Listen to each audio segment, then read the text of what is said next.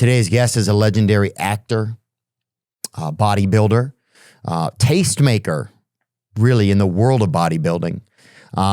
He was the governor of California. When you think of the American dream, he is pretty much it. The second season of his Netflix show, Fubar, is dropping soon. We're going to talk about that and a lot more. I'm honored to sit down with the one and only Mr. Arnold Schwarzenegger.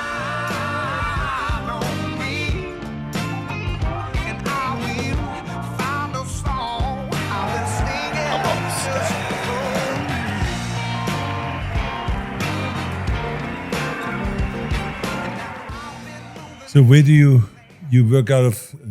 Where do you work out of? I live in Nashville, Tennessee now. Tennessee. Yeah. I lived here for about 12 years. That's a growing city now, isn't it? Yeah. It's growing fast because it's safe. They have, you can have a weapon if you need to. So you can, I think there's that semblance of you can take care of yourself type of energy. Right. And so, and it's a friendly community and it's very safe. It's like a lot of cities, some of them get kind of dangerous. It's known for its country music, right? Yeah. Did you ever listen to country music growing up? Yeah. I mean, not growing up.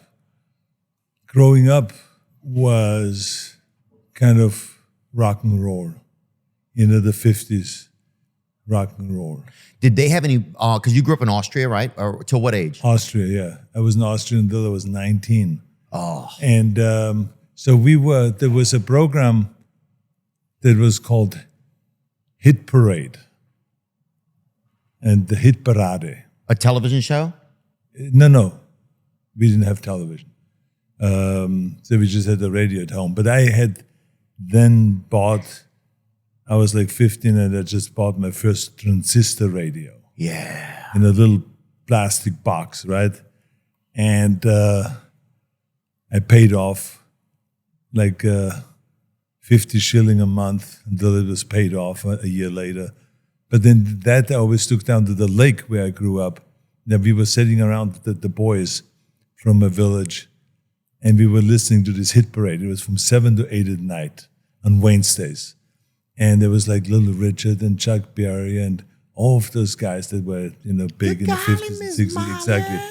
And so I grew up with that. And that's why I have that station in my radio, 50s at all times. Oh, so you still listen to it? I just love it, right? And then when I came over here, I became aware of a little bit of the country western kind of music. Did you go to a concert in Austria? Was there a concert you ever went to before you came here? I could never afford a concert. Are you kidding me?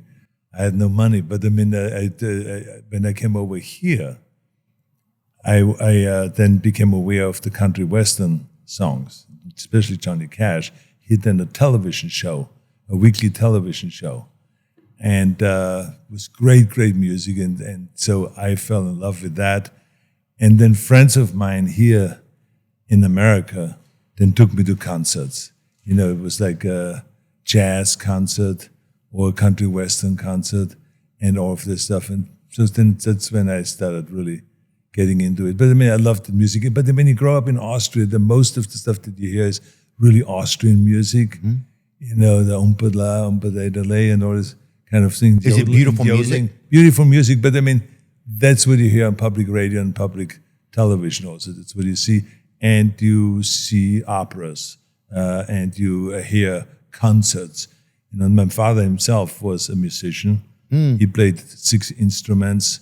6 instruments? Yeah, 6 instruments, all kind of like a flugelhorn, trumpet, saxophone, clarinet, all of the stuff like that. A lot of traditional music he would play? Yeah, very traditional, because he was the conductor of the Gendarmerie music, which is the police, the country police, like the sheriffs. Gendarmerie, it's called? Yeah, Gendarmerie is a French word, a gendarme.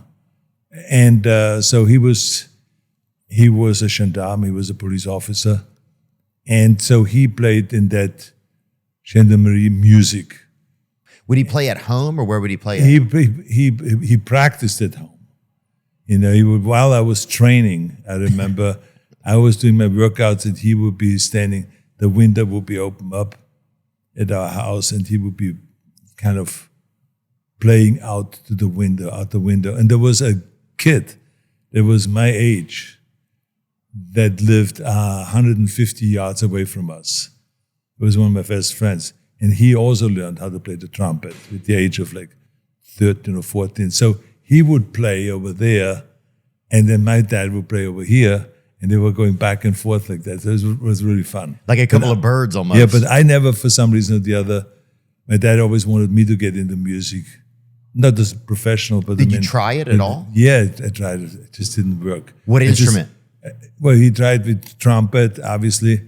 Then he thought that he gonna seduce me kind of into the music because I liked Elvis. So he said, well, why don't you learn how to play the guitar? Yeah. I don't play the guitar. He says, but there's a farmer that is 100 yards up the road. He plays the guitar and he can teach. He's also a teacher. And so I would go to him, but it just, I just could see right away that that was not meant for me. Was there a lot of like when you were a child in Austria, was there a lot of like individualism, or were things very like regimented? Like in America, you can be an individual, right? But some countries it's a little bit harder to kind of like, be an individual and have a voice. I'm just wondering, what was it like there when you were young? Did it feel like things were regimented, or it was okay to be rebellious? What was it like there? Well, I was rebellious in a way because, think about it, soccer and track and field, they were kind of like the in sports. But when I was exposed to weightlifting and to powerlifting and to bodybuilding, I fell in love with that. And also because my heroes like Reg Park and Steve Reeves, they were doing Hercules movies, and I just started looking at those movies, right? And so I said to myself, I want to be like that. I don't want to be a top soccer player. I want to be like that. I want to have the muscles like that, and I want to get into movies like that. So that always then became my dream. So you really wanted to be like this? Yeah. So I was fixated. I was like kind of like concentrating that I kind of put visually my head on Reg Park's body, and I said to myself, there was a famous picture where he won the Mr. Universe contest in London in 1951. And when I saw that picture, it was like him holding the trophy and flexing his bicep. Yeah. And then I said to myself, can you imagine if this is me? I'm going to make this me. And so that's what I was training for. So my parents thought that it was kind of like, what is that all about? Where did that come from? And the whole neighborhood was kind of like wondering, what is this guy doing, training every day, 2 hours, 3 hours a day? I came home, and instead of having lunch, I would put my sit-up board up on the kitchen table, and I would be doing sit-ups, 500 sit-ups during lunch. So you were addicted to, totally addicted, because I was driven by my vision. So it was always there. Yeah. Even when I was in school, I would sometimes just wander off when the teacher was teaching out there and writing up something on the blackboard, and I would be looking at that, and then all of a sudden he could see that I was just kind of like staring off. Yeah. And then all of a sudden he threw a chalk at my head, and I would bang. And I looked back again. He says, Arnold, I'm up here. I know you're looking at the beautiful trees out there. They're more beautiful maybe than me, but you got to listen to what I'm saying here. So I noticed I was always kind of drifting off and daydreaming, visualizing my dreams. Always visualizing my dreams. Being on that stage in the Mr. Universe contest, doing maybe Hercules movies, going to America, and all of that. So it was very different. So that was not the norm. So I did step out of the norm, and because everyone else was talking about, I'm going to go and get a job with the government because I want to make sure that I collect my pension when I was 65 and all this. I had no interest in any of that pension. What are we talking about now? The age of 18, we start talking about pensions. It's crazy, right? But that's the European way. Everyone looks for stability, especially in those times where government was really ruling. So then that's also, I think, an explanation of why when I came over here to America in 1968 and I saw Hubert Humphrey and Nixon campaigning. Hubert Humphrey, who is Hubert He was Humphrey? the vice president under Johnson. Okay. And so he was campaigning after Kennedy? to become, Johnson was after Kennedy. Then Hubert Humphrey was his vice president. So he was running for president. Oh, yeah. And so was Looks Nixon. like he eats gumdrops, that guy.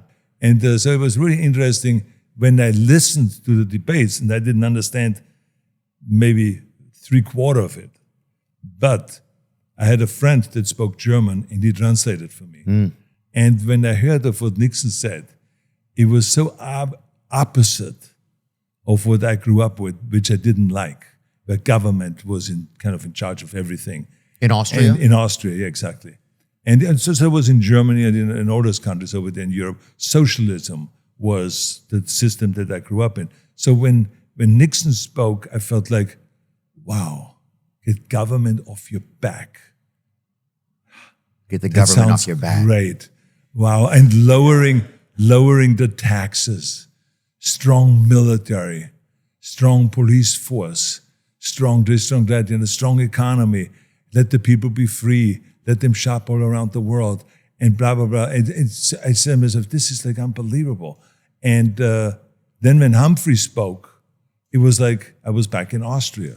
So then I said to myself, what are the parties here? Because I didn't understand really the parties yet. Why? What was it about Humphreys that made it feel like you were back in Austria? Well, I said government is the solution. Oh, I see. So he was more like the cage. We all know that the government is not the solution. I mean, it's like the free enterprise, the economy and all this. You got to let people be free and not be controlled by government. Government is good, but you have to find kind of the middle ground of all this stuff. Yeah, you can't. If you rely solely on the government for your life, then you'll be a part of the government, basically. Well, and you become a vegetable. Yeah, because they create the safety net, then you don't have the will to really kind of make it on your own. So what the big advantage of coming to America was that there was no safety net. So I was on my own. Yeah. So I had to get really creative. Okay, how can I go to school and educate myself? How can I go and get more English classes? How can I go to Santa Monica City College and at the same time work? And at the same time train 5 hours a day and do all of those kind of things. So but it was up to me now to be successful, not up to the government. Oh, I like that. So the government was providing the opportunities and all this, the structure, but that is what I enjoyed. And so this is why I became kind of like a Nixon Republican. And people always were kind of like, especially in California, which is a much more liberal how state. can you be a Republican? Yeah, so I really enjoyed it. Nixon, of course, came from California. Question, Arnold. Yeah. Was it scary to tell your parents that, to leave Austria? Did people do that at the time? I'm just a little bit curious on what it was like to say, I'm leaving here and I'm going to go to America. Was it even a popular path for people to go? Well, remember, I started saying this when I was 10. Ah, I see. So it had been, your parents knew it was in your head. Yeah, exactly. So I saw a documentary, a black and white documentary in the school. They showed always those films with this 8mm, whatever, films on the little screen.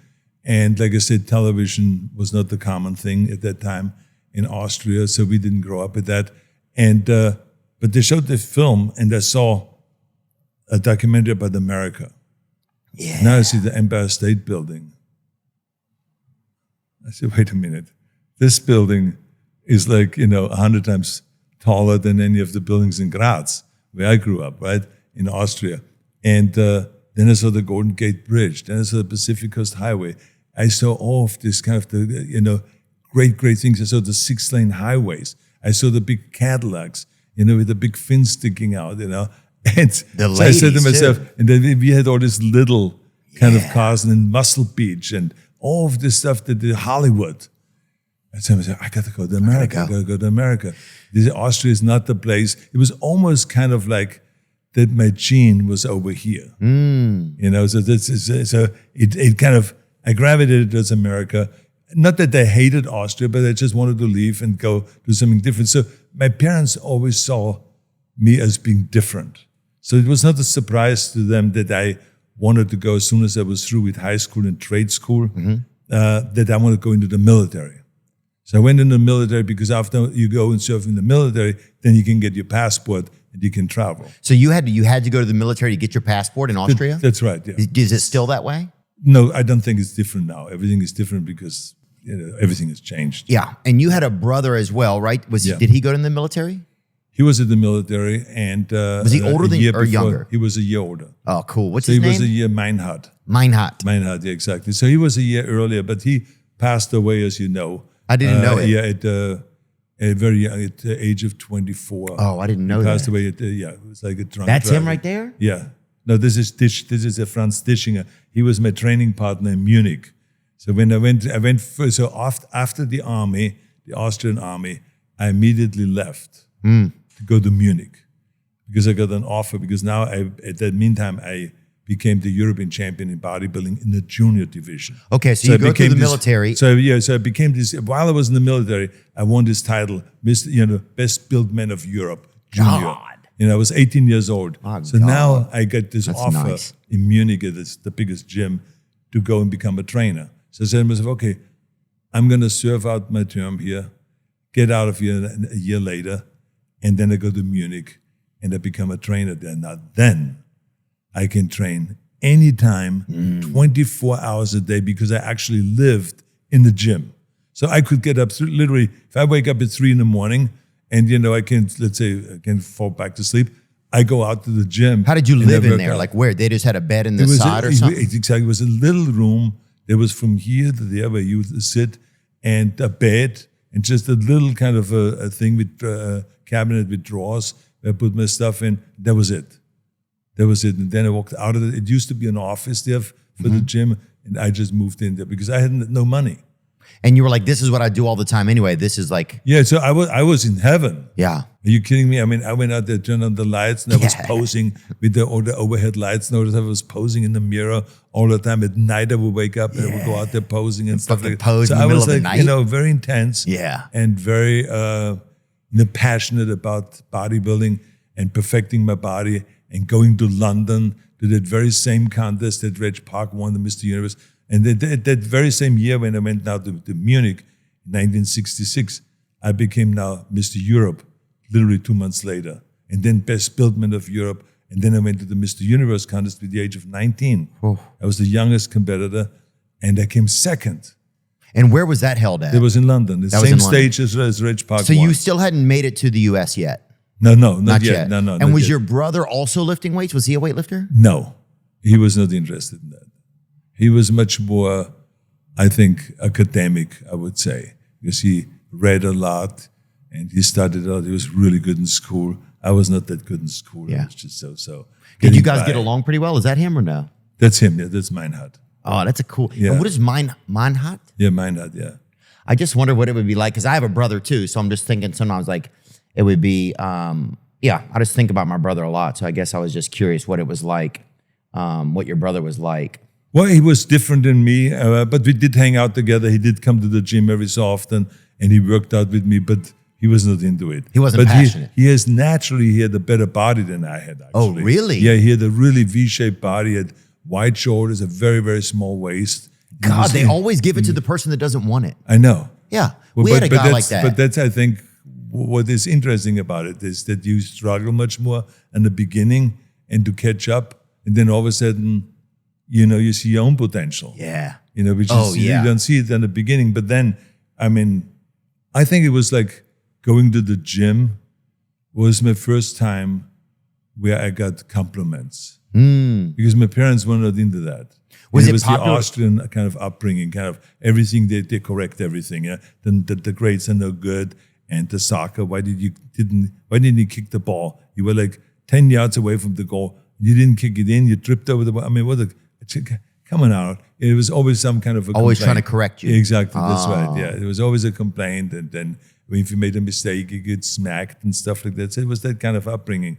But it was very helpful to me because it actually gave me the motivation to leave Austria. And it gave you control. I mean, if you're bodybuilding, it's just you against you.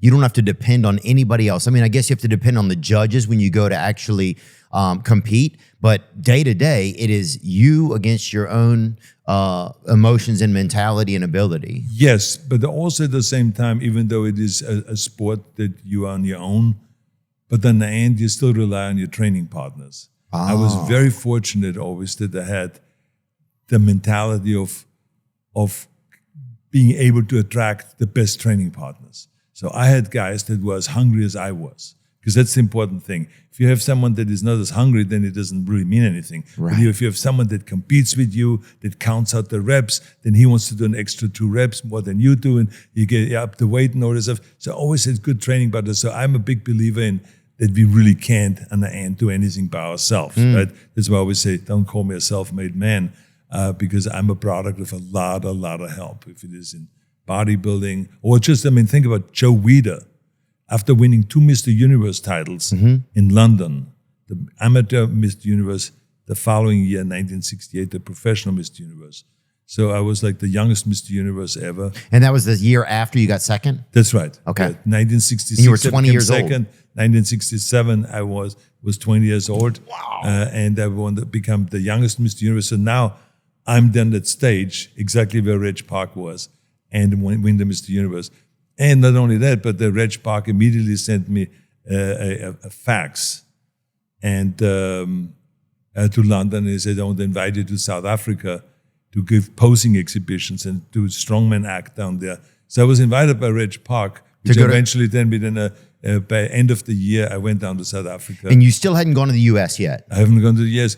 What brought me to the U.S. which was kind of my dream, someone would notice me in bodybuilding, that they would take me to, because bodybuilding was an American sport. Oh, it was? Not a European sport. It was an American sport, really.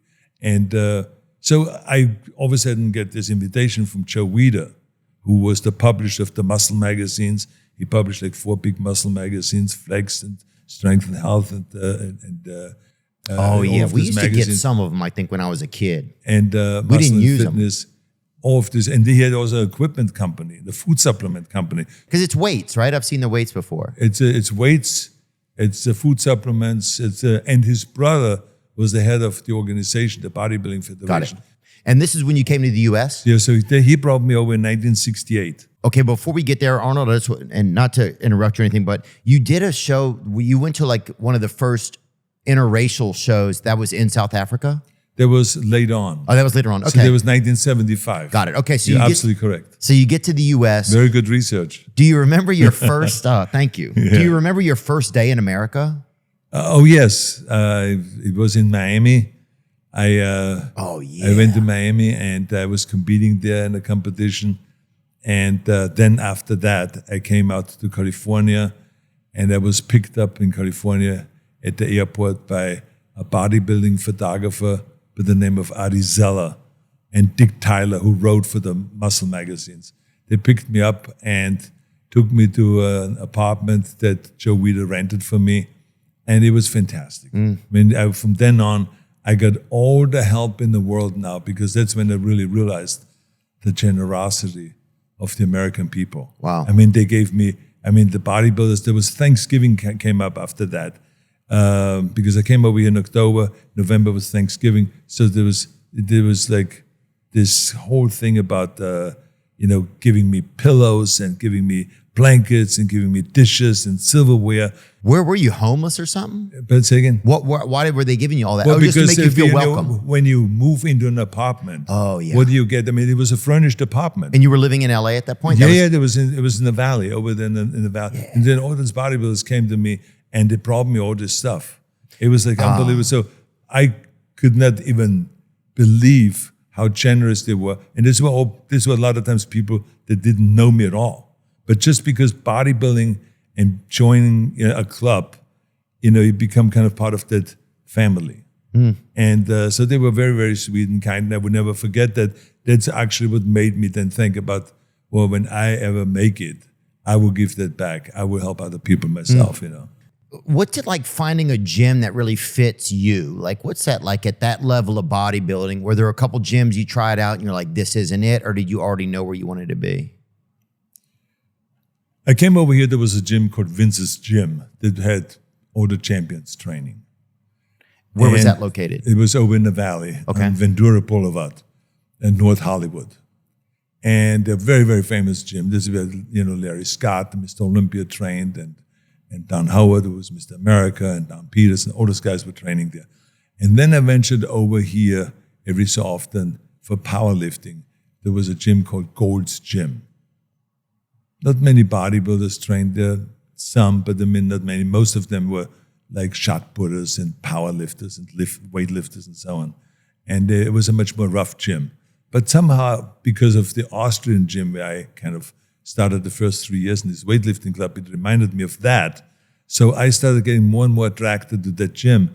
And then I moved from the valley over here. To Venice. To Venice. And it was still part of Santa Monica, actually. It was, Ashland, one of the streets not far away from here. And then I went daily training there.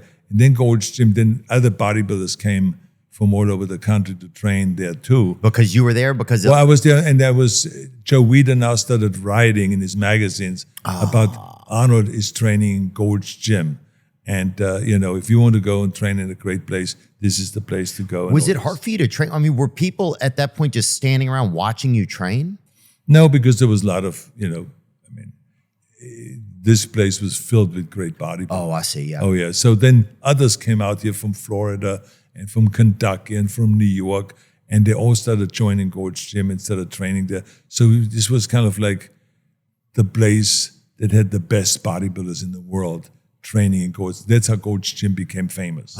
Because it was a little gym. It was not big. It was 3,000 square feet, I think it was. Well, I remember when I first moved to Los Angeles, we went to Firehouse. I don't know if it's still there or not. Yeah, Firehouse. Was that the place? It was a big protein place. It was like I think it was. Well, Firehouse now is a restaurant down there. It used to be like a place where you could get literally like a bowl of chicken. Yeah, you still can get great scrambled eggs. You can get like 30 eggs or whatever. Yeah, exactly. Yeah. That's crazy. It was like, yeah, I remember I ordered like a month worth of food right there just at lunch. Yeah, it took me like 5 hours to get out of there just because I didn't want to I was never a big eater. So to me, that meant nothing. If I had a little steak and 2 scrambled eggs, I was perfectly fine. I was full. For the day? Not for the day, no. But let's say in the morning, steak and eggs or scrambled eggs or something like this. I always had to take protein drinks in between meals because I could never eat enough to get my 250 grams of protein because I weighed 250 pounds. And the idea then was that for every kind of pound of body weight you should have 1 gram of protein. Yeah. Because I don't know if I used to bodybuild. I used to use steroids when I was like growing up and just lift weights a lot. I loved it for years, And I think whenever I get whenever I quit working as much, I'll probably try to get back more into weightlifting. Was steroids pretty popular then, or what was it like? Was that part of because I'm sure it was part of the culture. No, it was not yet. But it was something that was in the beginning very experimental. So would you hear it? Would it be like on the black market, or it was just like public? It was just like people would talk about it like as a supplement. It might be in some places it was on the black market. I don't know. But all I know is that we always went to a doctor because they want to make sure that they measure your blood pressure and they check your health and all of that stuff because it has side effects. And especially if you take it beyond of what they recommend. So if they recommend, let's say, 1 shot a week and you start taking 1 shot a day or something, which is, of course, the case a lot of today, that people are overdosing, and that's why you see some bodybuilders actually die because of the overdose of drugs and all this stuff. Did you see friends go down that road, or people, as other bodybuilders, go down that road where they would get addicted to it? Not in my days. It was so new, but now it's, I think, really somewhat, I would say, out of control. Yeah. Is a sequel better than the original? We're going to find out at UFC 316. It's a rematch 9 months in the making. You can get in on all the action at DraftKings Sportsbook, the official sports betting partner of UFC. It's a huge night of fights, headlined by a rematch between Dvalishvili and O'Malley, as O'Malley looks to avenge the unanimous decision that saw Dvalishvili take the bantamweight title back in September. First time betting on UFC at DraftKings? It's easier than you think. Just pick something simple like a fighter to win and make your pick. That's all there is to it. And if you're new to DraftKings, here's your shot at cashing in right now. New customers bet $5 to get $300 in bonus bets if your bet wins. UFC 316 and DraftKings. One night only for a shot to win some cash. Download the DraftKings Sportsbook app now and use code Theo. That's code THEO for new customers to get $300 in bonus bets if your bet wins when you bet just $5. only on DraftKings. The crown is yours. I've been in and out of crypto over the years. I've had 1 foot in, 1 foot out. I've been hokey pokey in there with it. But what's got me back now is MoonPay. That's right. MoonPay powers the entire world of crypto. Some people say they are the PayPal of crypto. Because just like you could use PayPal to buy anything on the internet, now you can use MoonPay to buy anything in crypto. Now here's where it gets really interesting. MoonPay powers payments on OpenSea. OpenSea is the biggest NFT marketplace in the game, where collectors and creators come to mint, buy, and sell everything from digital art to meme-worthy masterpieces. Whether you're into pixelated punks or futuristic fashion, there's something for everyone. With millions of assets and a smooth user experience, it's basically the go-to place for all your NFT needs. Go check it out. You can buy some with MoonPay. Remember, while MoonPay makes buying crypto straightforward, it's essential to do your own research and understand the risks involved. Crypto trading can be volatile, and you could lose your investment. MoonPay is a tool to facilitate your transactions, not a source of financial advice. Trade responsibly. Whenever you start, you've had such an interesting life and career, you've gotten to do so many things. What do you think? Was there a time period in your life that you wish you had maybe done like a little bit different, No. I don't really, there's no move that ever made career-wise. I thought that I had a real good nose when to make my moves forward and when I should retire from bodybuilding, when I felt like, okay, I don't have the joy anymore. After 5 Mr. Universe competitions that I won, Mr. World and Mr. Olympia 6 times, I retired in 1975 after that competition in South Africa that you mentioned just earlier. So that was kind of the last competition. I did come back in 1980 again for the Mr. Olympia, but that was really more just an afterthought. But I mean, really, I retired in 1975. And after the South African show? After the South African show, Can you tell me a little bit about that? Because I bet it was really interesting. Just South Africa is probably my favorite country. I mean, it is beautiful. It is a gorgeous country. And of course, at that time, blacks and whites and everyone was separated. I mean, by separated meaning they had different rights. The whites were the one that ruled the country. The blacks were kind of kept down. Was Desmond Tutu down there at the time? Do you know if he was speaking? Yes, it was. Of course, he was. But I mean, the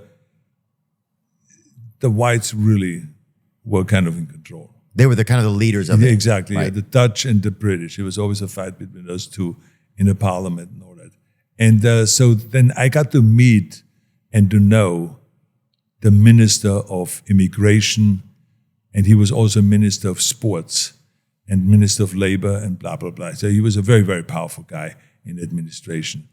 And he, when I met him, he said to me, Arnold, when you come over here to South Africa and you do posing exhibitions and strongman acts, you should also go to the townships. To the townships? Yeah. Yeah. So I said, the townships. Like the Sowetos? Yeah. So I said, of course I did not know. And so he then explained it to me. And then he would organize with the Reg Park together for me to go in, because he was not what we call the safest place in town. Not that they wanted to do harm to you, but I mean, for someone like me to come in there and to do a demonstration there, everyone got lit. I mean, they were drunk, they were celebrating that someone would come in and give them the respect and do something special for them. So very appreciative, right? So I would go in there, and I was in the cage. Into the Sowetos? Is that what it's called? Can you bring that up for me, Nick? Yeah, the townships, they're all over the place. They're in every town in South Africa, there is townships like that. There's places where the blacks would live, right? And they're very, very kind of low. I think they're called the Sowetos. Yeah, Are they or not? That's one of them. Yeah, Sowetos. Yeah, I think so. So in any case, so I would go in there and do a demonstration and do my posing and lift weights and all of this kind of stuff. In these small like townships? And there was thousands of them surrounding and then just screaming loud and having the greatest time, and then we would go out. Oh, they would put you on the grill. I'm surprised. I bet they were so hungry. Sometimes they would be like, "Look at this well-fed guy." It was fantastic, the reception and everything. So, but the reason I'm mentioning that is because it led to the conversation with, that minister of sports. And he said to me, he says, we should have an international competition here in South Africa. He says, we should work together on that. And I said, okay, we will. And his name was Dr. Kornhoff. Kornhoff? Dr. Kornhoff. And he was an extraordinary man, very, very smart. But it just shows you that there was people like him that already wanted to do more for the blacks and to elevate them. Yeah, create. So he then, I set him up with Ben Weider, with Joe Weider's brother, who was the head of the International Federation of Bodybuilding. They got together and they hit it off really well.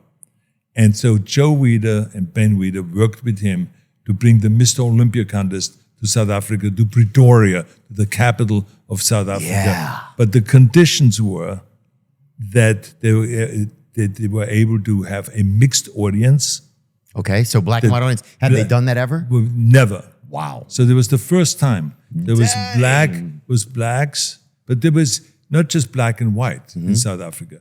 There was a group that was called blacks. There was a group that was called colored. There was a group that was called Indians. There was a group that was white. I mean, there was like 5 different Asians. So everyone was different. So everyone, a lot of variety. It was kind of like, it was not considered we are all equal there, right?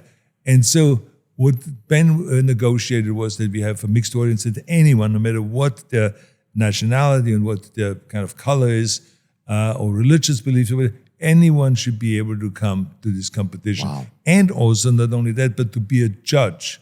We will have also half black and half white judges and blah, blah, blah. So was that scary to go before a black judge? Did you think that they would judge you fairly? I would be... No, not at all, because they were not. I mean, I was competing in America at that time you were already. Used to it. And I was used to it. There was Leroy Colbert, who was the first guy with a 21, 22-inch arms, big bodybuilder from the 50s and 60s. And he was a judge in New York several times.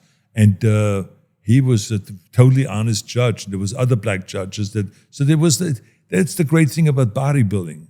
In bodybuilding, there was no prejudice. There were some people in bodybuilding that were prejudiced. Right. But in general, like especially under the Weiders, I think because they were Jewish. Bring them up, Ben Weider?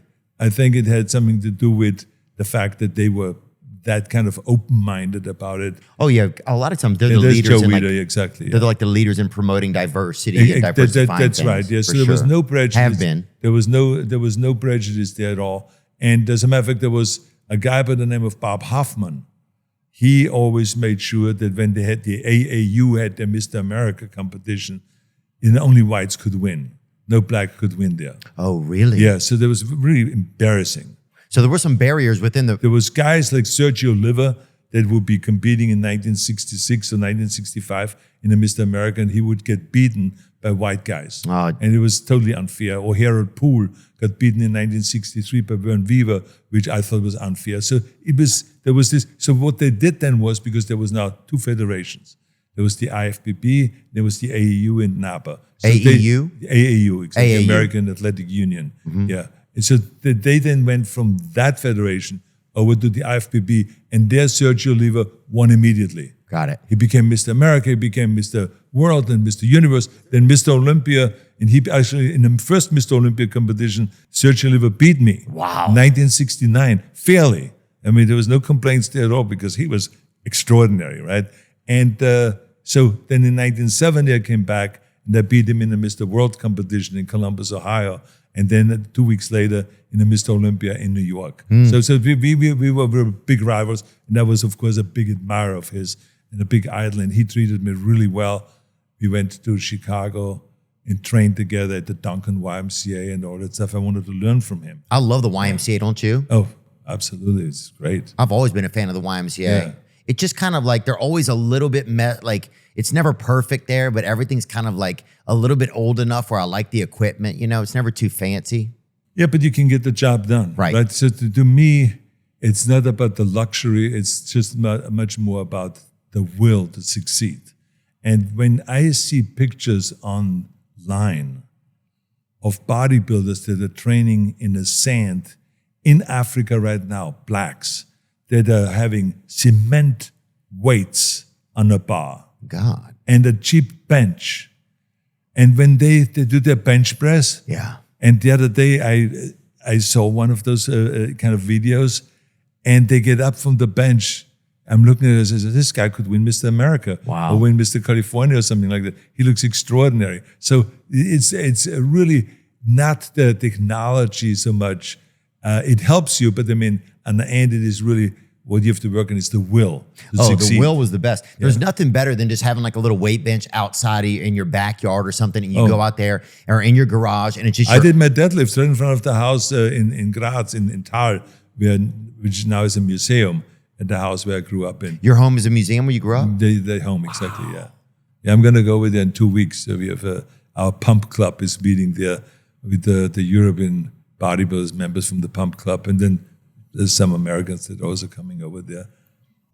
That audience in South Africa, did it have the feeling during the show of like, this is like a novel thing? This is was there that energy in the event?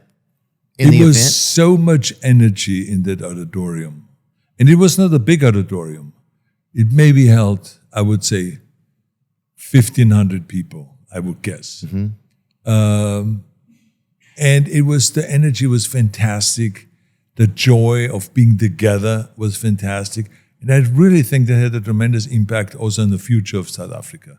And it was just wonderful that there were leaders there that believed in that and wanted to organize that. And everyone, the police and everyone was really cooperative. Everyone worked together. So it was a fantastic show, a fantastic competition. And of course I won. So it's always a fantastic competition, when you win as your sixth Mr. Olympia. But what was interesting about it was I got $1,000 cash prize. And I was really upset about that because I felt like, well, wait a minute. In 1965, 10 years ago, Larry Scott, when he won Mr. Olympia, got $1,000. And now, 10 years later, we still get $1,000. So that's what made me actually motivated to go then in front of the IFBB, the International Bodybuilding Congress, and to ask them for permission to organize the next year's Mr. Olympia in Columbus, Ohio. And that's exactly what we did. I got the permission, and then we upped the cash prize to $5,000, then to $10,000, to $20,000. We doubled it every year, and now we're giving over $1 million away for cash prizes for the Arnold Classic. What's like one of the things right before you go on? Because I'm guessing you're backstage, right? You wait to go on, and they call your name out, and then you go out and do your poses. Is that how it goes? Well, it's in those days, the way it worked was the whole lineup of all the competitors. Now, you have to understand, Mr. Olympia means that you have to have won a world championship title before. Mm-hmm. So Mr. World, Mr. International, or Mr. Universe. So those guys are the top guys. So you have like 6 or 7 guys that are on the stage. And so the judges, they ask you to all to come out. You have a certain time at 1 o'clock, be ready for pre-judging. And then you come out and then you stand there. And then the judges will shuffle you around. And it says, okay, can number 7 go over where number 1 is? And number 1 goes over where number 7 was. They just see them next to each other, different people next to each other. Then they say, turn around, turn sideways. What's the scariest way to be turned? Like, was there ever a part where you're like, I got to kind of cheat this angle a little bit? No, I mean, for me, it was basically always a tremendous joy to be up on stage because it's one of those things where you feel like when you're really ready. I always felt kind of like, in most cases, that I was so ready that no matter what angle it was, I was ready to go, and I had always a smile on my face, and I flexed everything. And the key thing is that you have practiced your posing enough that you can stand there in a flex position. It looks relaxed. You stand there like this, but you still flex. Right. You keep the stomach in, and you keep the abs flexed, and the calves flexed, and the biceps and the triceps flexed. So that was the idea, and I was always having great joy with that. So it's a lot of acting, too. It's kind of some acting up there. It is one of the great forms of acting. Why? Because you cannot go and say to the judge, look at me. I'm the most perfect up here. Look at my abs. No, you have to do all that without talking. You have to communicate with them and also with the audience. Because remember that the sound of the audience is very important because you want to get big applause. So the judge say, oh, this guy got the most applause. I mean, he definitely, has the best body. So, but then you wait for the individual posing. So then you come at one after the next, you do a 3-minute posing routine. And what's the tricks there? Is there any trick of the trade, a last minute thing you used? You would like pinch your tits or just rub some like molasses into your lip? Like, was there what was like a last minute thing people would do? Put ice under your arms or something? No, I think the key thing is just that when you go there, that you're so ready that you don't shake. You get how many bodybuilders, I'm sure you've seen it, they hit a shot and then after a few seconds they start shaking. Oh, so that's bad. Well, for that level, I mean, it's natural when you have a Mr. Venice Beach competition, Yeah. or Mr. Muscle Beach. Or Mr. Montgomery, Alabama, yeah. Beginners, of course, they make mistakes and they're not as well trained. But when you get to the Mr. Olympia level, it's unacceptable. So you want to make it look, so that you want to hit control the the shot, shake. Yeah. and you smile. You look at the judges, and you smile, and then you smoothly move into the next shot. Pow, bang. And then it hands and just the movement. It has to be all very gracefully and no shaking, so that again that you say to the judges, "Look, I am so ready for this." Unlike maybe the others, So that's what it is. So it's all about the 7 P's. The 7 P's, proper, prior, planning, prevents, pissed, poor performance. Right? And the Marines, they have that. And Proper, prior, planning, prevents, piss, poor performance. Exactly. So that's what it's about. It's the same there. You come prepared. You make sure that you worked. Everyone has weak points. So you have to make sure that you worked as much on your weak points so that the judges see that you're not blind. That you noticed that last year you maybe had not so defined legs. Yes, maybe you won, but the legs were so-so. And then the next year when you come back, you have to have ripped legs. Right. Right? So then the judge said, that guy got the message. So this is what it's all about. Because in the end, you really are an artist. You're a sculptor. You're not just the athlete that is competing, but you're the sculptor. But you're your clay too, sculpting on your own body instead of a chisel and a hammer that you kind of sculpt a physique. You do it now with machines and with the reps and the different exercises where you say, I need a little bit more of the rear deltoids. I need a little bit more separation in the front between the deltoid and the pectoral muscle. I need a little bit more cut on the lower abs. I need the calves have to be balanced. They're not big enough for the arms because it should be the same size as your arms are. And all of those kind of things. So you become kind of like an artist in your own body. That's what the idea is. Did you ever like have to work out the top of your feet or your hand? Were there things you could do for your face even and stuff like that? No. I mean, there are people that pay attention to that. I didn't. Right. To me, it's always about the bottom line. Yeah. So about what is it that we're doing here? What we're doing here is we are showing the most perfect physique and who is the best in actually displaying that physique. Because it's all about, presentation, presentation. It's like a piece of art. You can have a painting that is maybe amongst many other paintings and you wouldn't even notice it's a Picasso. But then when you put it up there on a white wall and with a beautiful gold frame, with the special lighting, and then you have someone talk about it, now you can auction something off for a lot of money. Right? So it's all about presentation. And so this is why I think the same is also in bodybuilding, and the way you present your body, the way you present your muscles. And at that point, I mean, I can see now how even like lobbying for certain things to be changing in, like in the prize money, right? I can almost see where your direction comes to even end up in politics, right? You can start to see it like, well, this should be more. There should be some adjustments. You weren't just like a competitor. You were also somebody who was examining how things were run and how they could be better, especially when you were partnering with guys like Ben Weider and stuff like that, and probably inspired by those guys to probably get this larger vision of things that were going on. Did you, when you got into film, so at that point, you know how to act, you know how to impress the front row, you know how to use probably every element of your body to impress people. So that kind of just leads kind of perfectly into acting.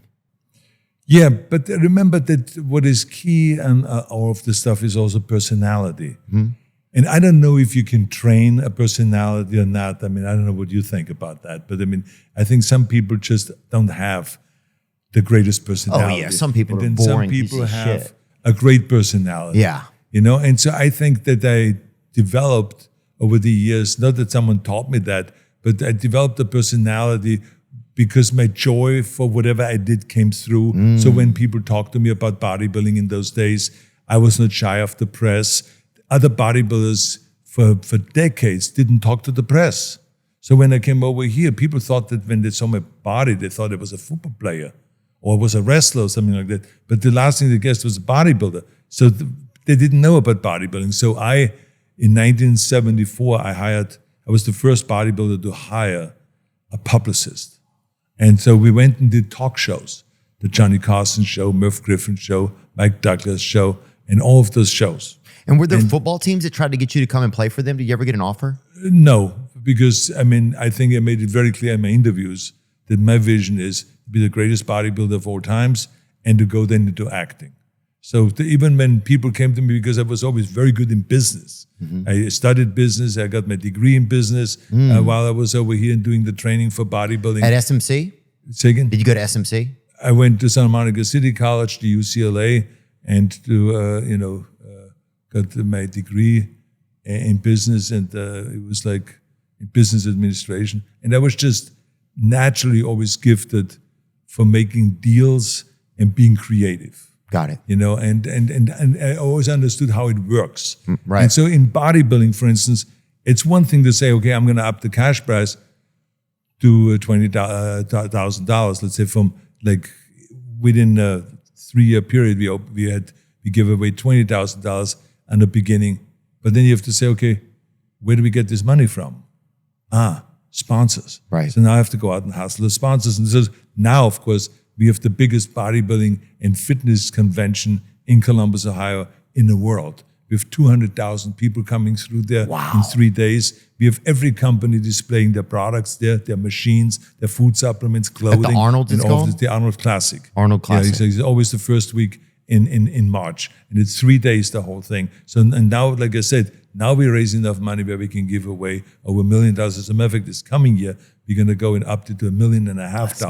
So it's like, so it's all kinds of great things happening. But I was able to build it to that, right? Because I have a business mind, right? And I know exactly how that works and how do we attract everyone and bring everyone together. Were there women weightlifting at that time or no? Well, the first Miss Olympia competition was a guy by the name of Schneider he was from back east from the Philadelphia area, and we did that together. Oh, you guys started it? Yeah, well, yes, because the women were all kind of complaining, why can't we compete? So we did a little show, we called it Miss Olympia. And because the International Federation of Bodybuilding at that point had no interest in women bodybuilding. Why was that, do you think? Was it just their view of women at the time? No, it's at the time. They were stuck in, we created this federation for the guys. Oh, yeah, so it's a boys club. Why are we getting, it's like gym owners like Joe Gold. He would not let women train. Why? Not because he was against women. No, we love women coming in there. But he figured, I don't have the room for another bathroom here. I have 3,000 square feet. I have only for the man the shower and the bathroom. Some of those girls will piss standing up, I'll tell you that, for sure. Yeah, but I mean, we had women coming in and they watched us work out, but they couldn't train there until they got then a bigger space, and then women were included in the whole thing. And so the federation was a little bit reluctant to do that. And when we did the Miss Olympia, and all of the girls really enjoyed that, that they were able to go on stage and to also compete with their muscles and all that stuff. The federation then woke up and they said, okay, we're going to get involved in that and we're going to go get it. And since then it has been booming, and they've been doing not only bodybuilding competitions, but fitness competitions and beauty competitions. Does Arnold Classic have a women's division? Oh yeah, absolutely. Oh, that's great. I didn't know that. Sorry. Oh yeah. Oh wow, look at these chocolate babies right here, huh? Yeah, everybody kind of gets chocolatier, huh? They're tanned. Now you have this tanning stuff. Was it real tanning back then, or was it? No. What was the key to the best tan? The best tan. We got the best tan that we could get. So I would work out a lot of times outside in the weightlifting platform in Venice. Oh yeah, I love that. So you get kind of tanned all over the place.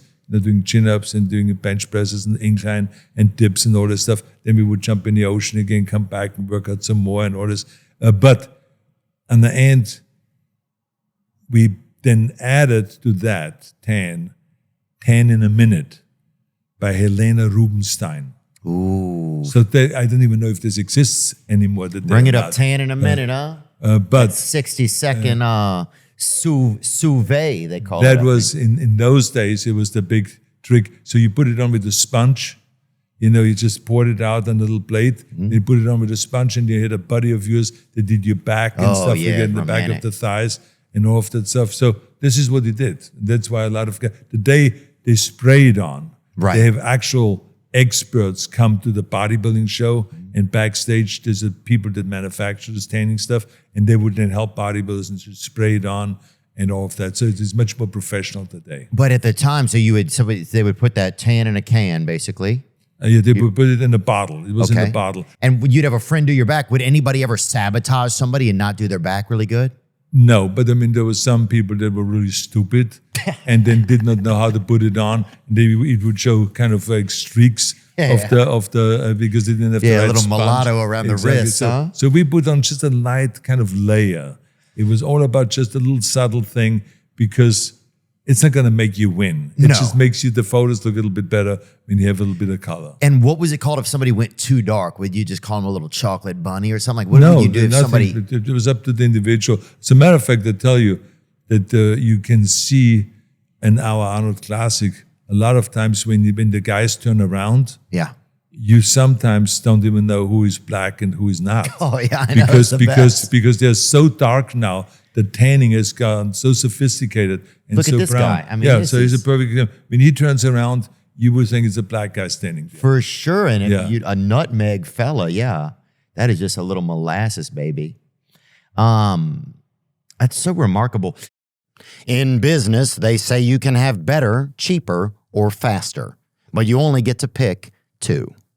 What if you could have all three at the same time? That's exactly what some of the world's most innovative brands and AI tech companies have since they upgraded to the next generation of the cloud, Oracle Cloud Infrastructure. OCI is the blazing fast platform for your infrastructure, database, application development, and AI needs, where you can run any workload in a high availability, consistently high performance environment and spend less than you would with other clouds. How is it faster? OCI's block storage gives you more operations per second. Cheaper?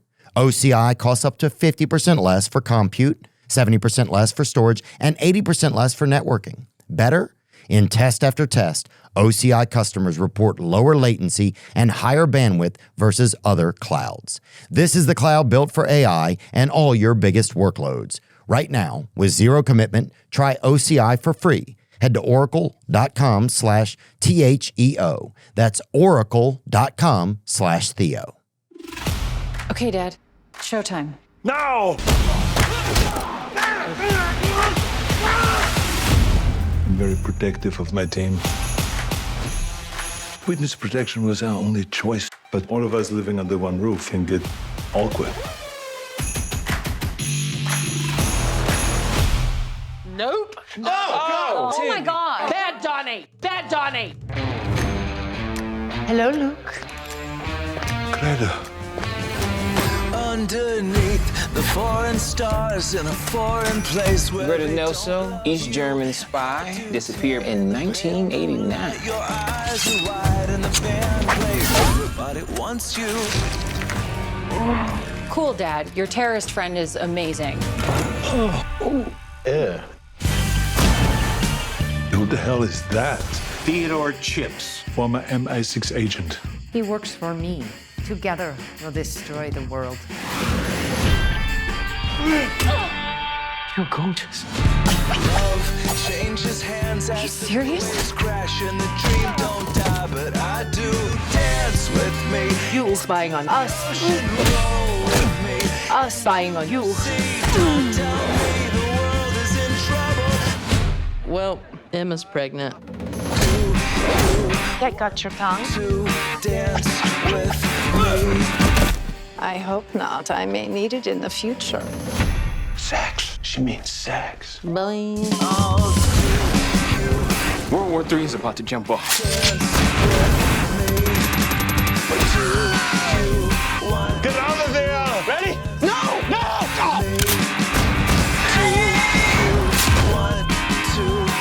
Hold on, old man!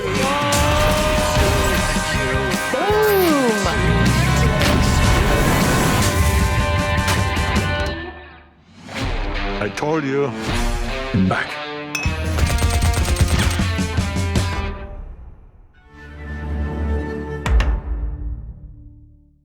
I want to talk about your new show. You do have some stuff just so we make sure that we talk about it, man. Fubar. I watched the first episode. So I guess it's not out yet, right? No.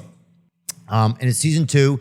It's kind of great because it brings me through all this like nostalgia of watching you over the years, right? Like I feel like it's a little bit of all, like to me, this is perception and it could be judgment, but a little bit of like all your roles into one. Did it feel like that a little bit when you're shooting it or?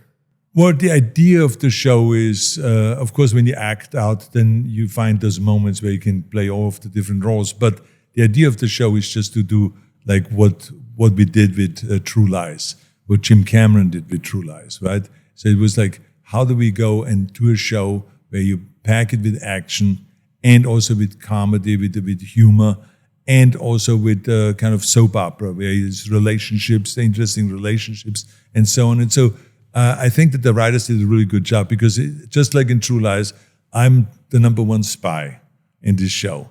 And but when I come home, so I kick ass out there. I take care of the job all the time, wipe out the enemy, all the terrorists, notice. But when I come home, I have to deal with the everyday crap, right? like we all do, right? If you have to worry about the kids, the wife is mad at you because you were gone for a week again. And you couldn't really explain. I always, because my wife does not know that I'm a spy, so I always had to lie and have to have this equipment company, and there's a health convention there. I have to go to this convention. Then I come home and have to make up stories. I said, the sales guys are really interesting. I said, I tried to sell my equipment there, and over there talked about his life cycles. All of a sudden, I said, I was so upset about this whole. And so, you just make up all these stories, but I'm getting, there's a divorce there then, and then my daughter all of a sudden is in the CIA, and then she's also a spy, and all of this stuff. So there's all these conflicts that are going on, and it makes it a really interesting show then to watch because it's relationships, it's action, it's funny and all that. And so last show did really well, the last series, and now they did the second season, and so now we see how that is doing. Yeah, I think there's like a level of also nostalgia just getting to see you still operate in these roles, like you've continued to keep you've just continued to want to work. It does, because you don't have to work anymore. Well, let me tell you something. I love the work. Why? Because it makes you active. And I just think the most important thing is as we get older, you don't have to worry about any of that right now. But eventually you will. When you get older, you have a tendency of sitting around. You have a tendency of not moving as much. And so it forces you. So when you do a movie, you have to get up at 6 a.m. You have to get to the set. You have to go and prep. You have to go and practice the action and all that stuff and the fight scenes. You have to do the rehearsals of the scenes. And you work until night. Right. Then you go home and you fall bed tired, and then you get up again in the morning. So, and remember, the most important thing for your brain is to go and practice and to kind of do challenging things with your brain so you don't get Alzheimer's and the other kind of diseases like that. So it makes you memorize lines, long scenes, and especially on TV, you do like 6 to 8 or 10 pages a day. Oh, just keeping your brain active. Bring it around. And then I play chess on the side while I'm waiting for the scenes and all this. To just keep always going. So to me, the important thing is because I feel like if you rest, you rust. And And so it's all about movement. It's all about keep moving and keep challenging yourself. Because as soon as we retire, things go south. Yeah. I mean, it's just something that happens to especially the brain and to the Alzheimer's. body. I mean, especially it's Alzheimer's. Schwarzenegger, Alzheimer's, they almost seem like they would be neighbors. You know what I'm saying? Like, no judgment or anything, but it almost seems like that would be the one to look for you because of just your same letters, some of the same letters even. I have enough with my heart problem. So, I mean, I don't have to worry about all you've had is heart another problems? problem. No, for forever. Oh. For the last 25 years, I had open heart surgery, 3 times and all that kind of stuff, and valve replacements and all that stuff. It's a congenital thing from my mother. She had it from her mother and all that stuff. And so I have to deal with that all the time.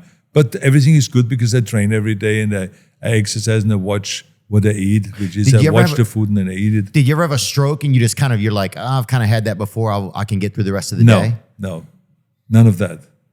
You know what I'm talking about though? Yeah. Like, did you ever have because sometimes you'll get a pain or something and you're like, I think I'm okay. Did you ever have I'm assuming if you had a lifetime of having heart issues that you would start to be like, that's no, it was be okay. never. I always was kind of in front of the situation. So that means that I remember when I took my mother to the hospital here when she was here visiting, she always had an episode, and I took her to UCLA.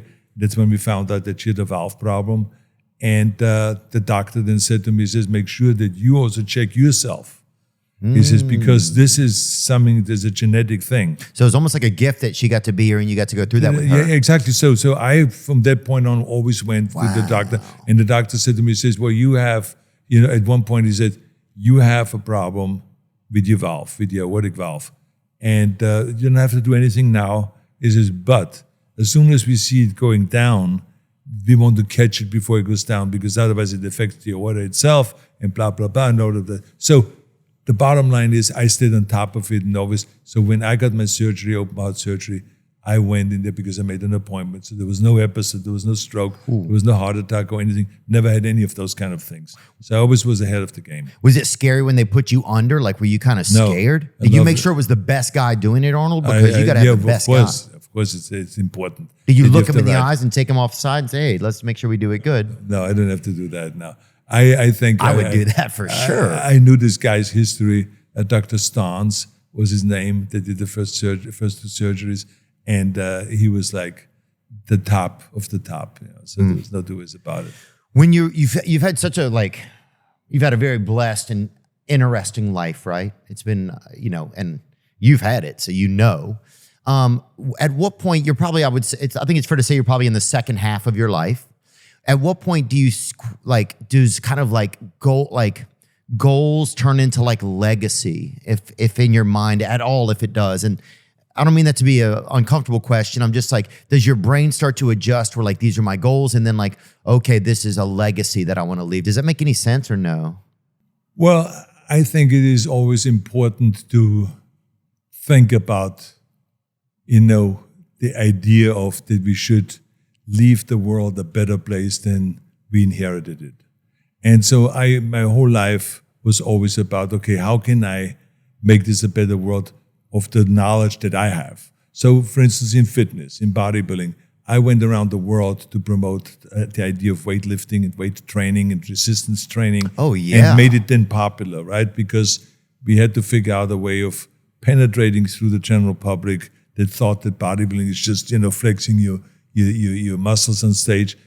But they didn't realize that bodybuilding is something that you just get a healthy and stronger body for whatever you do. You maybe need it for tennis, you maybe need it for your bicycling, you maybe need it for your whatever sport, like UFC fighters are working. Oh, the first time I heard of fitness was through you. It was through you. So, but that was the idea, is I wanted to not just lift myself up, but I wanted to lift the rest of the bodybuilding movement up. And so it was always something. So now, of course, 50 years later, there's a gymnasium in every hotel in the world.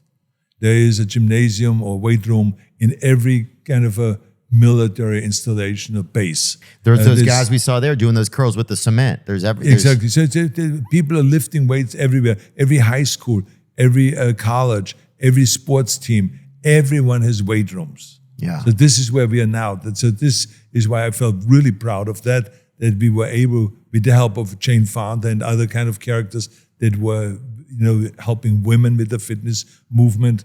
And so we really elevated the fitness sport to something really, and also a huge economic contribution that it made. So to me, that's important. When I became governor, I wanted to make sure that we have healthcare for everybody. I want to make sure that we have a cleaner environment, that we fight pollution, and to pass laws to reduce the pollution in California by 25% and all that. So I continued on creating an environmental organization and to have our World Summit in Vienna every year, where all the environmentalists come together and talk about how do we go and fight pollution and all that stuff. So we have one coming up in 14 days now again. And so it's always after school programs, for instance, when I realized that our kids, 70% of the kids come from a home where both of the parents are working. So there's no one there picking them up after 3 o'clock from the school. Right. So there's kids standing around after school and not doing anything. So then I found out, this is the danger zone for kids between 3 and 6 o'clock because there's no supervision. So they get involved with drugs, with gangs, with violence, with alcohol, teenage pregnancy. I said, this costs the community a lot of money. Let's do something about it. Everyone was complaining about it, but they weren't doing anything about it. So I stepped out and I started the after-school programs. And it has been a huge hit. We have raised over the last 30 years. Are they still open, the programs you started? $1.5 billion we raised. Oh, really? How much was it? All over the country.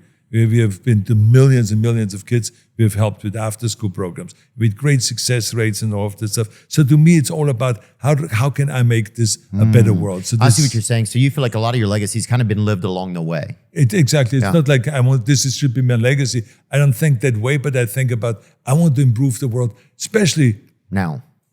But I mean, think about it. I'm an immigrant. I'm an immigrant that came over here and got every opportunity in the world because of America. Right. America gave me everything. They gave me the money that I have made, the career in bodybuilding, the career in acting, the wonderful family. All of that stuff is because of America. So to me, it's a natural thing that I give something back to America. Well, you're one of the most jacked immigrants, too, that we've ever had, probably, I think, for sure. I hope so. Yeah, I know you do. And you're competitive about it. I love that. I can feel how competitive you are. And that's great. You have to be competitive because also America is a platform for if you are competitive and if you choose to apply yourself that you can reach some of your dreams and goals and aspirations. Do you think that it's still possible? Like you've gotten to live in America for a while now and have a good breadth of understanding here. You've gotten to work in politics. Do you think the American dream is still possible? Or do you think there's things happening these days that are where we're not helping that along? Well, I can tell you, I didn't study this issue, right? So I couldn't really give you facts and figures. But what I can tell you is, no matter where I go in the world today, people come up to me and says, Arnold, can you please help me get to America? So that never has changed. It doesn't matter to immigrants, people that want to come here. They don't know what the political situation is. They don't care if the Democrat is in power or Republican is in power, what the Senate says, what the Congress says, what the governor says, nothing. They just want to come over here. They want to get a shot. So this is what it is. And you have to do it the legal way. So that is the key thing to me. For sure. To do it the legal way. So anyway, the bottom line is, I think the opportunities are there.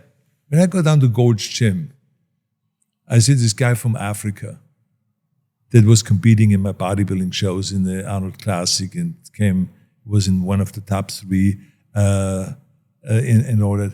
Then he became a personal trainer. He's charging $200 an hour. He's driving up one day with his blue Bentley. The next day he's driving up with his red Ferrari. And I mean, this is a guy from Africa that came over here with nothing. Yeah. So this is a young kid. He's like maybe 35 or 40 years old, and look at what he does. So there's trainers down there that are from different countries.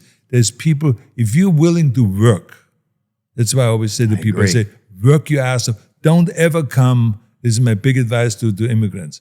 I say, don't ever come over here to just use this country. I say, give something back. Think about that you want to work your ass off here, you want to educate yourself here, you want to contribute to America here. That's what you want to do, because the very fact that you're allowed to come over here You should go and have that mentality of wanting to give something back. That's the bottom line. Amen, man. And I think that goes to it. Even as you're saying that, Arnold, it's making me think about like even relationships that I'm in or business situations. I should think of most things as that way. Like, let me give something to this, right? Whatever this is, if this is a relationship with a spouse or a girlfriend or a boyfriend or if it's a team that I'm on or just a commitment I've had, I'm going to spend an hour with my son or my mom to do something. Let me give something to this, right? Let me not just take even this moment for granted, whatever it is. Let me be here and be present and apply myself, right? So that we create something that just so I'm honoring the fact that I even have this moment in time. Yes, yeah. And let me tell you something, that as soon as people realize that they're not self-made, that there were a lot of people involved in where you are today.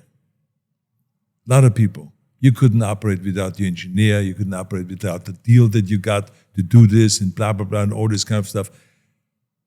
You have to recognize that, because when you recognize that you're not self-made, that people have helped you, that is what makes you then click and say, I got to now help other people. I have the responsibility to help other people. And then you realize how much joy it brings you when you see that you have an impact and you can help other people. That's why we have the Pump Club, and that's why we do the Arnold Classic and the promotion of bodybuilding and the environmental stuff and the after-school programs. I mean, to go to one of these after-school program conventions and to hear the kids' stories, it just makes you feel so good that you did that you raised the money. We have poker tournaments at my house where we raise like $7-8 million sometimes. Damn. And then we put this right into the after-school programs. So this is where the action is. And you can do all of that because, as I always say, the day is 24 hours. And I talk about at great length in my book, Be Useful.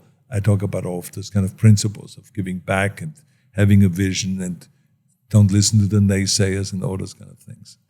Who do you go to for your inspiration? Do you have like a coach or a mentor over the years? Have you had like do you go to Tony Robbins? Do you hire some of these guys who are really good at this type of stuff to help you in certain speed bumps in your life? Well, I would say that I have always had mentors, like the Weiders that helped me and I looked up to them. Reg Park is something then bodybuilding that I looked up to. Then later on was like Ronald Reagan when he was governor of California, then became president, and Nixon. People that I looked up to, or George Shultz, who was Secretary of State under Reagan, that then became my mentor when I became governor and told me about how to work together with Democrats and Republicans and not to just use my way or the highway. Did you get to meet Reagan? Yeah, for many times. Yeah, oh, really? Yeah.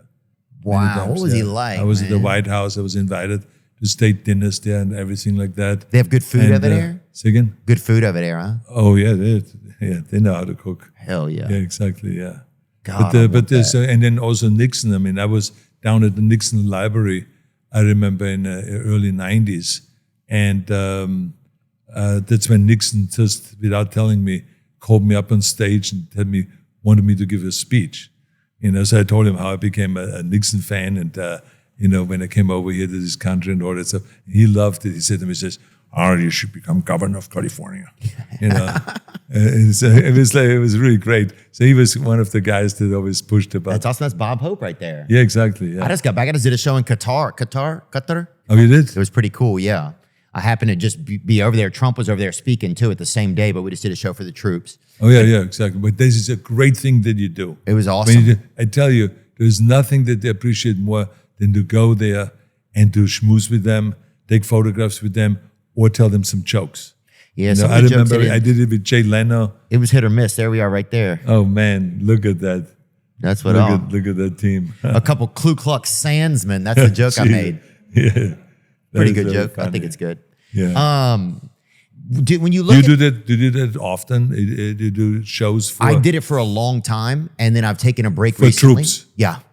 I did it for a long time, and then I've taken a break recently. But this really reignited me on it. I was actually texting a couple friends of mine and saying, let's go do some just even close bases that are close to us in America. Just whatever we can. Let's start to do it a little bit more. And I think we're gonna start to do it more. So I'm really excited about that. I feel really lucky. I mean, my whole job is freedom of speech, right? So it's like, if people aren't protecting that, you can't even be a comedian in some countries. No, of course not. Yeah, no, I think it's a great idea.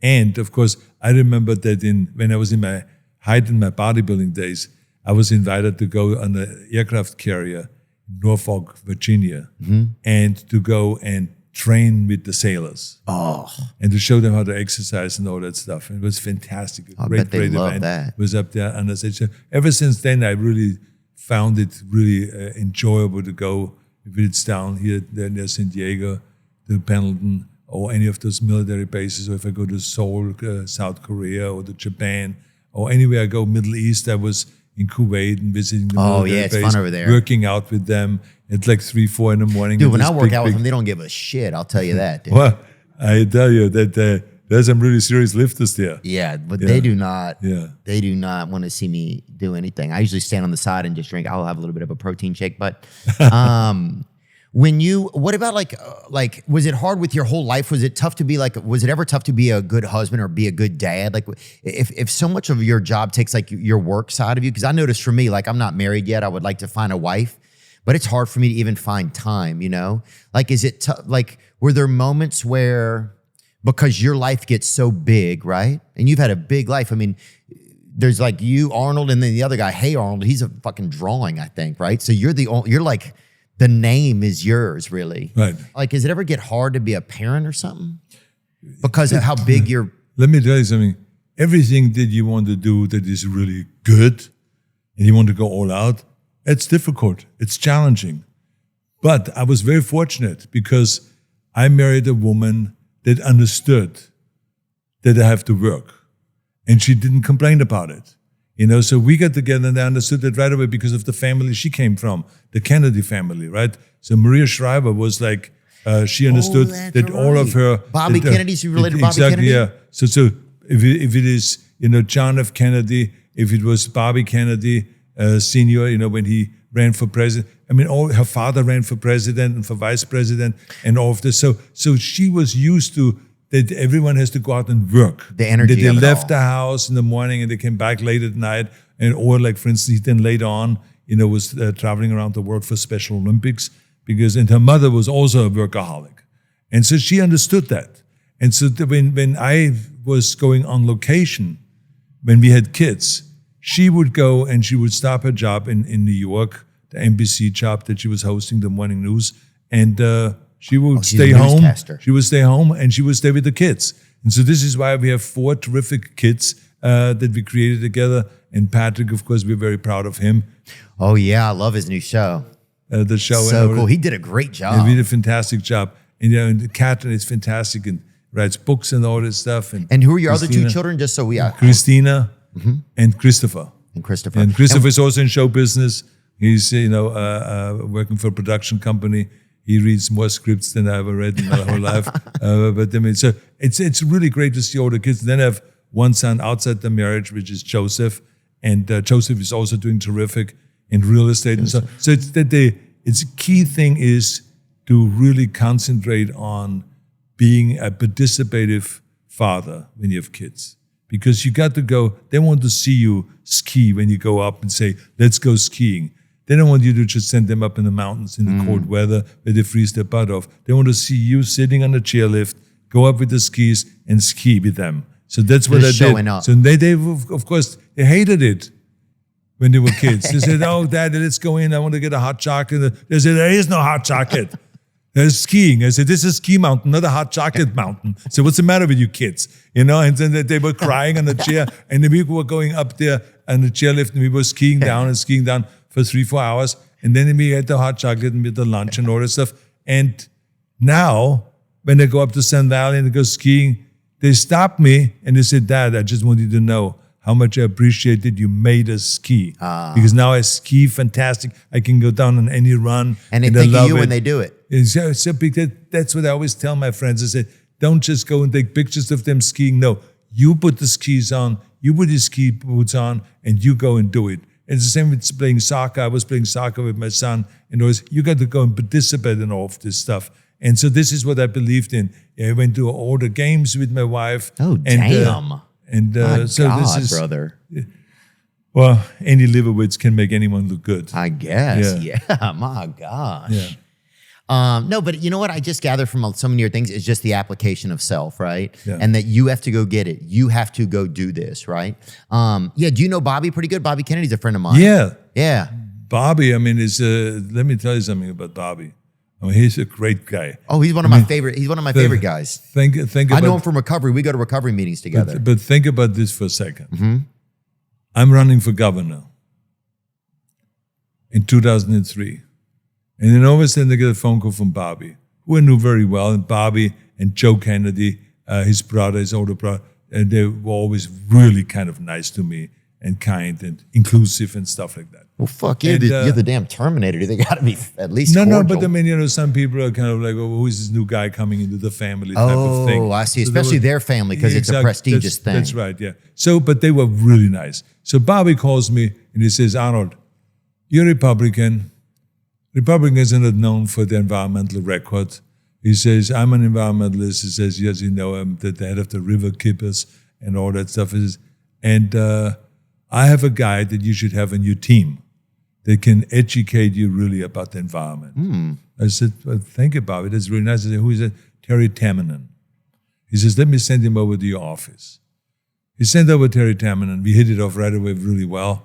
And the next thing I know is we're working together. He's part of the team.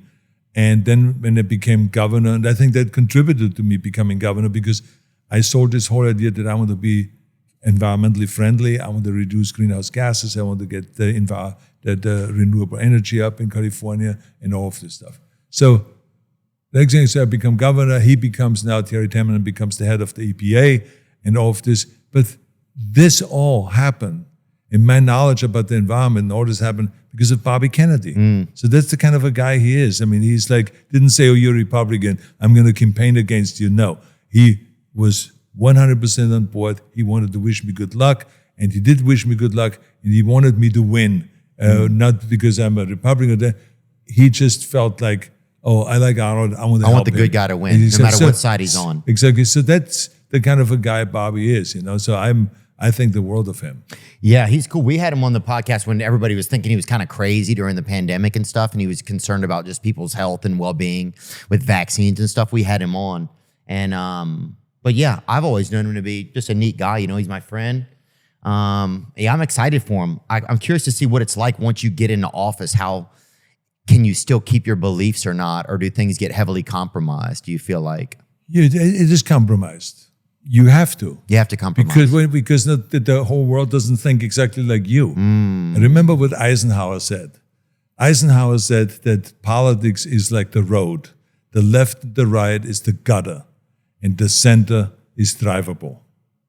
And that's exactly the way it is in politics. You have to understand that there's a sweet spot. You know, like the teacher in golf, hit the sweet spot, or in tennis, they hit the sweet spot. Notice there's a sweet spot to find exactly so you can get a deal made and that you can move things forward. It's not exactly your way.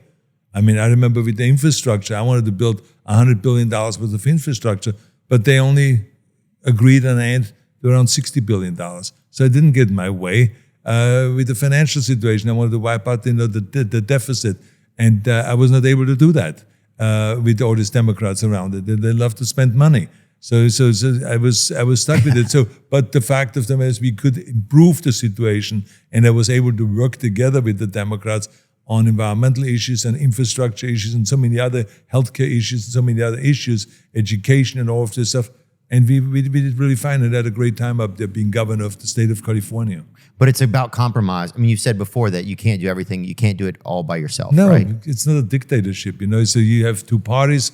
If ever within your own party they think differently, so that's you have to face reality. The trick is just to not hate the other side because they think differently. It's just kind of like figuring out how can we work together and how can we do something that's really good for the people. That's the bottom line. They just had. Do you think we'll ever have a Republican governor again in California? Well, you know, if someone has a good program and if someone is organic. I mean, with me, it was possible because I had a great mentor, number one, which was Pete Wilson, who was a governor of California 2 terms. And he helped P.D. me. Wilson? Yeah, Pete Wilson, yeah. And he helped me, with the race a lot. And then I also was organic because, people saw that I did not come out of nowhere where I all of a sudden went from acting to politics.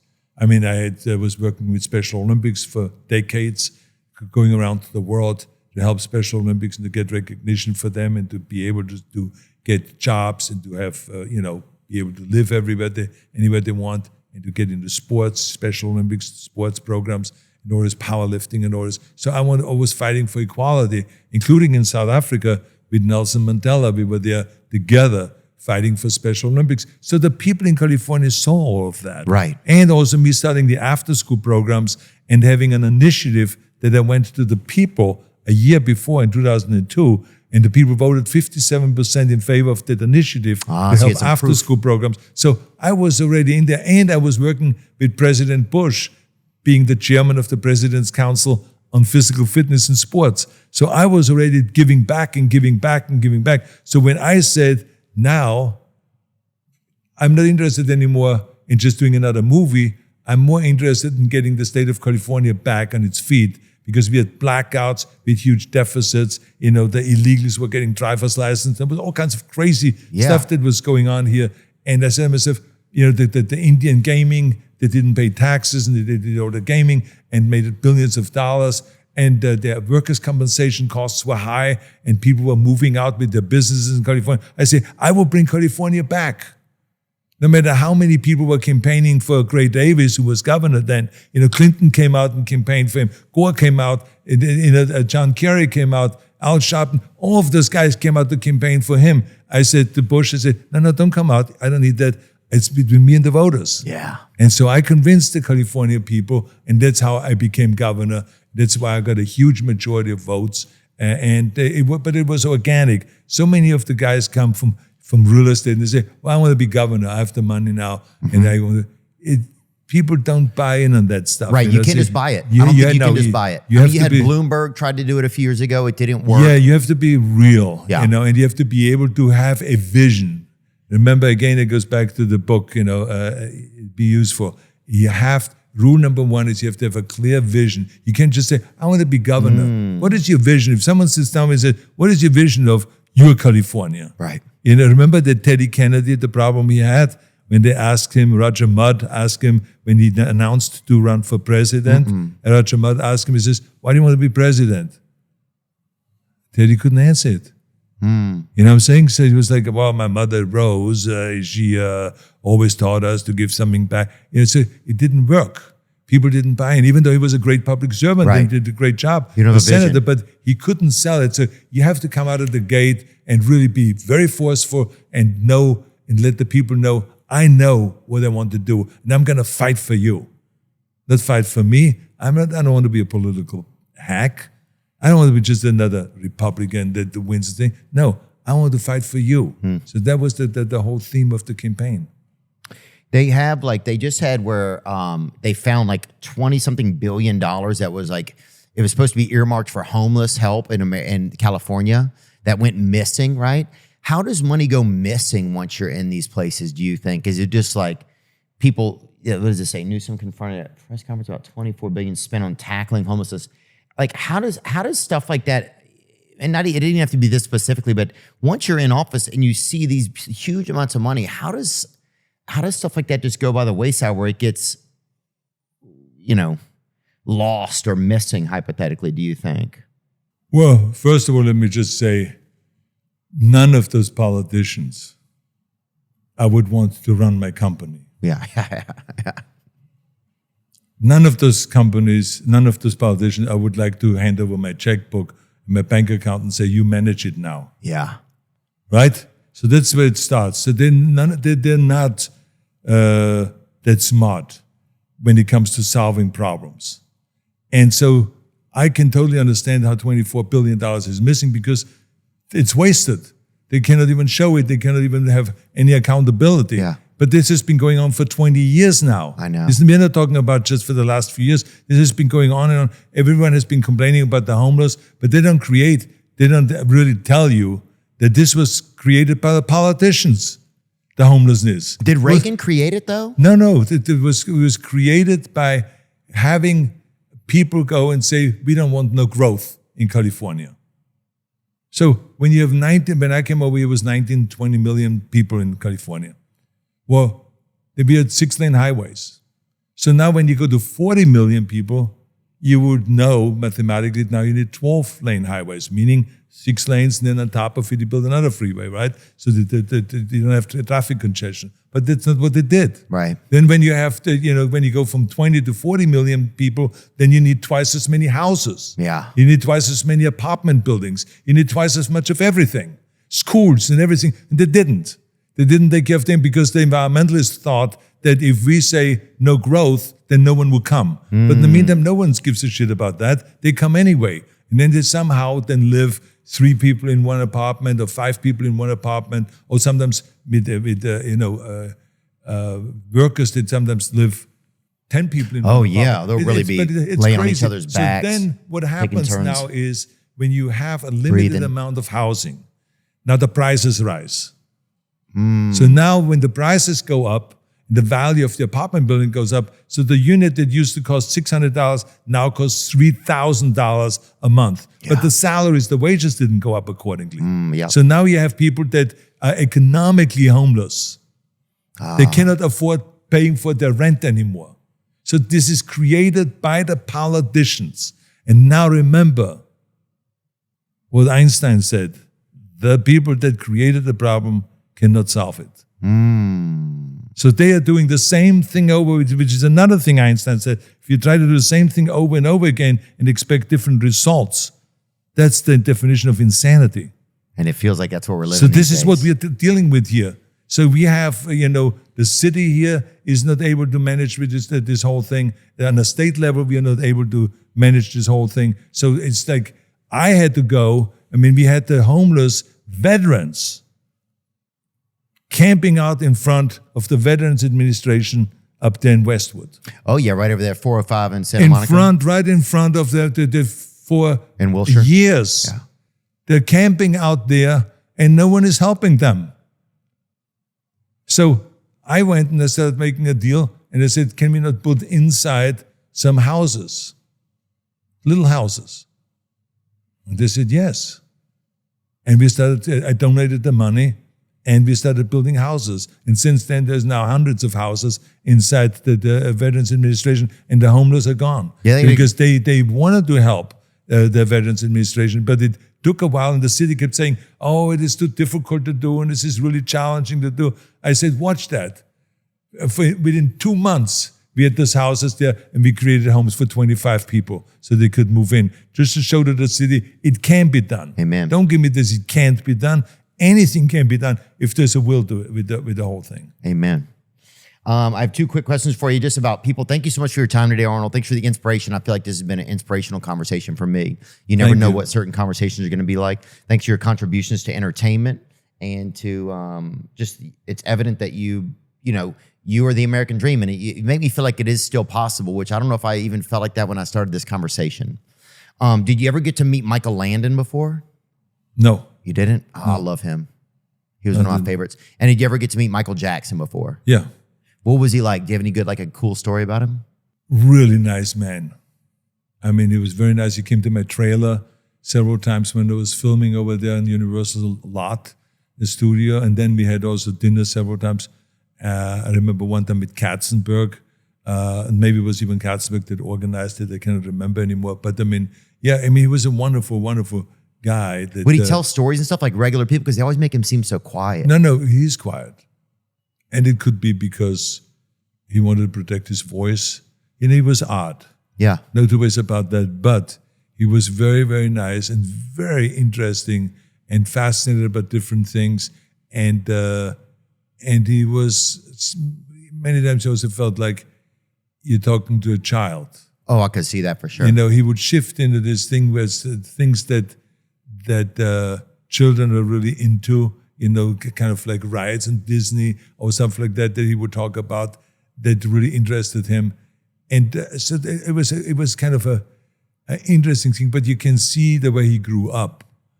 And with the amount of fame that he had, how difficult it must have been for him to handle all that. Oh, I can't even, and to be this genius of a musician. It's like unbelievable. And it's sad that he got addicted to this kind of, sleeping thing. Propofol, I think, or something, yeah. And then took too much of it and passed away. It was a huge loss for the world because he was just such a fantastic entertainer. Yeah. Yeah, I'll see his children every now and then. I cross paths with his daughter every once in a while. Yeah. Anything else that you want to share on? I think it's been a good conversation. Do you guys feel like that? I think that the key thing is that we pump up, that while you're airing this interview, that you show every 10 minutes a trailer of Fubar? Fubar. Okay. And then while I'm talking, you show a little bit of clips again, and then a little bit of that. Let me help you with the editing, okay? Hey, I promise you this. I will certainly support it, and I'll watch some more of it. I'm going to get some of my friends to watch it. We grew up watching just so many movies. The lady with the 3 breasts, remember that one? She was God. Oh, yeah, from Total Recall. Oh. Yeah, exactly. I recalled those a lot, brother, Total Recall, know? And I totaled them up 3 every time, exactly. baby, But thank you for that. That was the first breast I was ever allowed to see a little bit. So, but thank you so much, man. Oh, absolutely, it was great. And remember, I hope this is not the last time. Oh, they do it again sometimes. Oh, no, I would love to do this again. Yeah, and, that was fun. I really enjoyed that. Thank you so much. conversation. Oh, one more. Just say something nice about each one of your children so one day they'll be able to see this really fast. Well, I'm proud of all my children. I'm very proud of Catherine, who has 3 kids now herself, and who's writing books, and she's the greatest mother. She's just like her mother, Maria, that was a really fantastic mother, and I'm very proud of her. I'm proud of Christina, who is also, into producing and doing, TV shows, documentaries, and all that. Here in Los Angeles? Yeah. Mm-hmm. And then of course, Patrick Schwarzenegger, Yeah, just saw his new show. He's so good. He's doing really well. I'm so happy that his acting career is taking off. This is something that he really was very passionate about always. Christopher is doing a great job.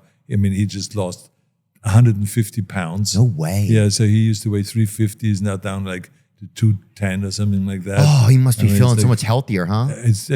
He feels really great. He works out in Gold's Gym every day, and I know that I'm really proud of him. You get to see him there sometimes? Yeah, I see him all the time. Yeah, exactly. Oh, that's awesome. And then, Joseph is a fantastic human being.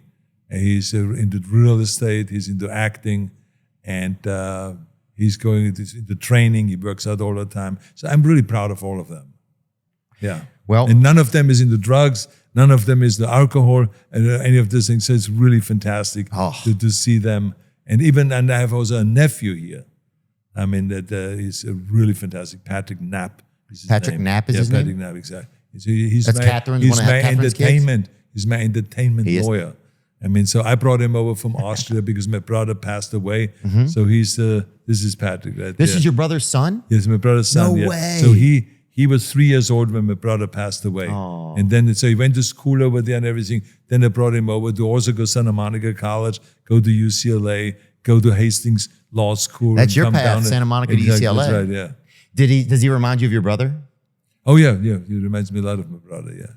That's awesome. Yeah. Well, I bet your brother's super proud of you, man. And thank you so much, Arnold, for just all your contributions and for your time today. My pleasure. Yep, you guys go watch Fubar.